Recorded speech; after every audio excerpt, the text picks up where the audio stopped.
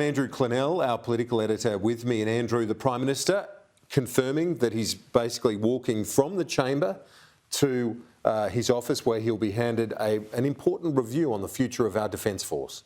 So we've had a press conference announcing the review on August 3. We've now got a picture opportunity of receiving the review.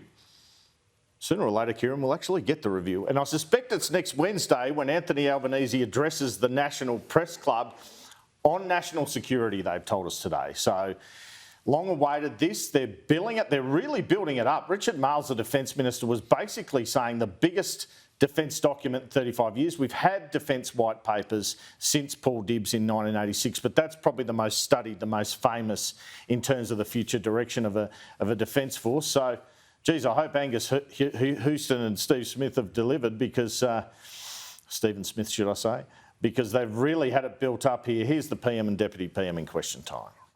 And this afternoon, the Defence Minister and I will receive the Defence Strategic Review from, of course, the great Angus Houston, who has served Australia so well for such a long period of time. This is about preparing Australia for the challenging strategic circumstances that we face, looking at not just where our Defence Force assets were, but what our Defence Force assets are. The review has met with 150 different experts across academia, think tanks, defence industry and the Defence Force itself. It's received more than 360 submissions from the general public, and I have no doubt that the report that the Prime Minister and I are about to receive will be one of the most important works in Australia's defence history. So we'll see the Defence Minister there with his predecessor, Stephen Smith, and the Prime Minister shortly. First, so let's look at other issues relevant to this with the AUKUS arrangement in a moment. But first, on the TPVs, which we've been talking about, the temporary protection visas, one of the senior public servants is back in the mix in terms of what advice he's given the government and whether they've listened. It's the second time in a row Home Affairs Minister Michael Pezzullo has given that... Oh, there we go. There you go, right there, Kieran. It's Angus. Good to see you. Yeah. Just another entry on your contribution to the nation. It's really appreciated. No, thank you. I think it was really, really good. You know, we've done it in just over 6 months. Oh, it's extraordinary. And when you compare that to similar processes before, they've always been 12 to 18 months, and here we are. 6 months. Part of the government's productivity agenda. And also I think it reflects, it's a great example of the urgency that's required to deal with the circumstances. And having a former CDF and former Defence Minister and Foreign Minister, I think, has really helped as well. So it's not like you were coming in from without. Well, Stephen was right across everything. Yeah. I think we're going to go in there and have all the media in the room first, please.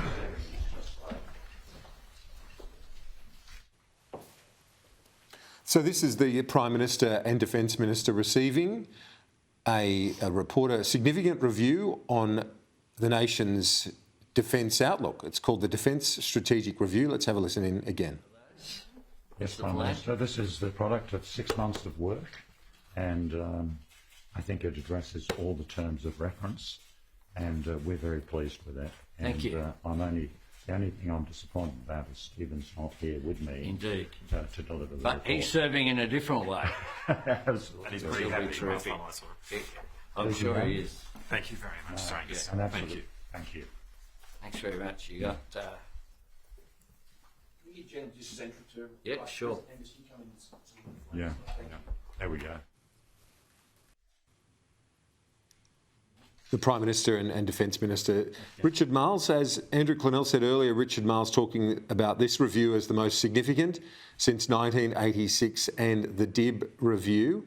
They've talked it up. Now let's see where they take Australia's defence capacity over coming years. So this report... We announced in question time today the PM now? that we were receiving this after question time. I saw it. Yeah.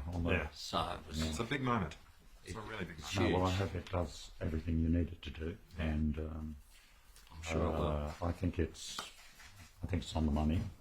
We're very happy with it, and hopefully we Well, will thank be you as well too. for the briefing the whole way along as Yeah. well. It was really quite useful. So we were on top of the direction in which you were heading, and I thanked as well in question time our international partners who opened up to us, as well as, of course, those who contributed here, both from within the Defence Force, but also the broader contributions. So hundreds of submissions which have added to it. Oh, absolutely. And we've had nothing but total cooperation from Defence, led by obviously Greg and Angus. They were just anything that we required, we got. So I it was think this very- is the most significant piece of work in 35 years, at least since DIB really, but adopting to the new strategic environment that we face in the region and indeed the globe. Absolutely. Well, we were talking with Stephen Friday, and he observed that I think both of you felt like this is the single most important work you've been involved in defence, which is a big call, actually, for both of you, given the important work you have done. 6 years as CDF and 4 years as Chief of Air Force before that. I think this is the most important work that I've been involved in. Okay, so you've earned a cup of tea in my office. So generally we might